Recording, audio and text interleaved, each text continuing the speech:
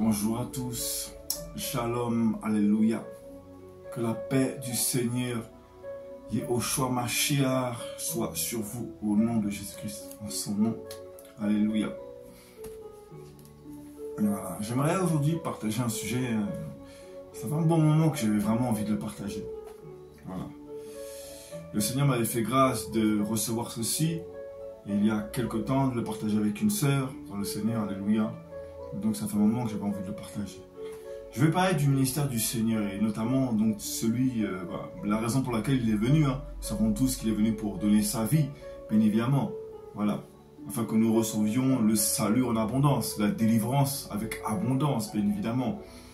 Voilà. Mais aujourd'hui, nous sommes dans un temps où vraiment beaucoup d'hommes qui sont de base appelés à être serviteurs prennent la place du Saint-Esprit. Et lorsqu'on regarde dans la parole, notre Seigneur Yehoshua, Jésus-Christ, n'a fait que 3 ans et demi de ministère globalement. Il a fait 30 années, voilà, avant de rentrer ensuite dans le ministère. Et regardez, en 3 ans et demi, les dégâts qu'il a commis dans le monde spirituel. Et sincèrement, lui-même, lorsqu'il était vraiment dans son ministère, parfois, mais il était tellement en avance sur le temps parce qu'il est le Seigneur de base. Voilà. Lui-même, il en avait vraiment, avec ses maudits termes, il en avait vraiment ras-le-bol. Il était las parfois les disciples. Parce que, il voyait les cœurs, il voyait l'état des cœurs, etc. Et il voyait vraiment comment les disciples, malgré qu'ils avaient reçu un certain pouvoir qui leur avait été donné par la grâce de son mandat lui-même, ils voulaient vraiment... Ils étaient fixés sur le ministère, sur l'élévation, etc. Voilà. Et il faut comprendre que notre Seigneur, franchement, il n'avait pas son temps à perdre sur la terre. Honnêtement, il était vraiment pressé. Il avait vu le cœur de l'homme. Il avait vraiment vu le cœur de l'homme.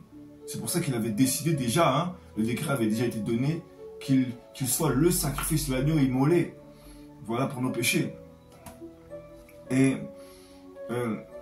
il y a un passage qui est très important dans le livre de Lucas, donc en grec, sinon en français bien évidemment. C'est Luc, chapitre 12, verset 49. « Je suis venu jeter un feu sur la terre. Et qu'ai-je à désirer s'il est déjà allumé? Mais j'ai été baptisé d'un baptême. Et combien suis-je pressé jusqu'à ce qu'il soit accompli? » Là, voyez-vous, le Seigneur nous parle d'un baptême. Pourtant, il avait été baptisé dans l'immersion. Il avait l'Esprit lui-même, parce qu'il était l'incarnation même de l'Esprit de Yahweh, bien évidemment. À l'époque, le parler en langue n'avait pas encore été propagé, parce que c'est lui qui avait le pouvoir de donner le parler en langue.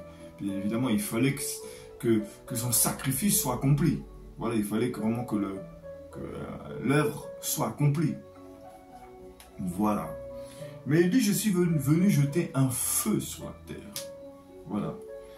Et regardez bien, au jour de la Pentecôte, dans le livre des Actes des Apôtres, voilà, au chapitre 1, bien évidemment, qu'est-ce qui se passe? Voilà. D'ailleurs, les apôtres lui pose une question, très clairement. Seigneur, au verset 6, Seigneur, est-ce en ce temps-ci que tu restaureras à l'état initial le royaume d'Israël? Voilà, donc, ils savent très bien que c'était lui qui devait restaurer le royaume d'Israël à son état initial. Voilà. Mais, verset 7, mais il leur dit, ce n'est pas à vous de connaître, de connaître les temps et les moments que le Père a fixés de sa propre autorité. Voilà, parce que c'était pas la bonne question au final, c'était pas la bonne question. Voilà, pourquoi? Parce que c'était eux le royaume d'Israël même. Mais ça, ils n'avaient pas encore compris. Voilà, eux, ils voulaient être rois dans une terre physique. Voilà. Et au verset 8, il déclare, « Mais vous recevrez la puissance du Saint-Esprit qui viendra sur vous. » C'était ça la bonne question. Et lui, en fait, son ministère à Yeshua, il a commencé réellement, il a vraiment commencé à partir du jour de la Pentecôte. C'est à ce moment-là que son ministère a vraiment commencé. C'est-à-dire qu'il a eu son ministère terrestre, qu'on se comprenne bien, hein, comprenez bien le message. C'est que son ministère terrestre n'était pas le ministère qu'il attendait. Parce que l'homme n'était pas prêt. Lui-même, parfois, il devait s'ennuyer parce qu'il est Yahweh. Le Seigneur l'a comblé de patience afin qu'il puisse supporter l'homme. Mais parfois, il était agacé. Parfois, le Seigneur en avait marre. Voilà, parce que il vivait dans un corps fait de chair. Pour que l'homme puisse comprendre qu'il est capable aussi. Voilà. Hein. De faire ce que le Seigneur a fait également. Bref, d'accomplir aussi ce qu'il a accompli. Donc voilà.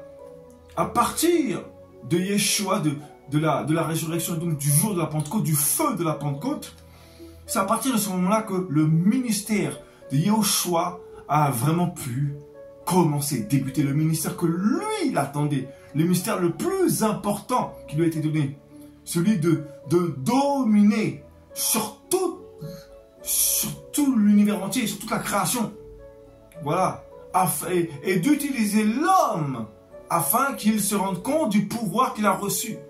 Et en fait, le ministère de Yeshua, il est au travers de nous maintenant. Le problème, c'est qu'aujourd'hui, le peuple est tellement esclave par sa désobéissance qu'il n'en comprend pas le message. Le plus grand ministère de Yeshua, c'est au travers de nous. Maintenant, il nous utilise. C'est son ministère. Le corps du Christ est son ministère. Voilà pourquoi aujourd'hui, il y a beaucoup d'églises qui n'évoluent pas. Parce qu'ils n'ont pas compris que le plus grand ministère de Yeshua, c'est dans l'accomplissement des œuvres du Saint-Esprit. Et donc, il a besoin de nous. Mais tant qu'on sera dans le ministère de tel homme, le ministère de tel homme, telle église, telle dénomination, on n'avancera pas. C'est pour ça que l'ennemi prendra du terrain pendant ce temps-là. Voilà. Le plus grand ministère de Yeshua, c'est depuis le jour de la Pentecôte. Le feu. Voilà. Des langues de feu apparurent. Le parle en langue. Une langue spirituelle que le monde démoniaque ne peut pas comprendre. Et d'ailleurs, au point même qu'il ferait même raisonner des hommes pour ne pas qu'ils parlent en langue. Bref, gloire au Seigneur. Un langage inexprimable, incompréhensible.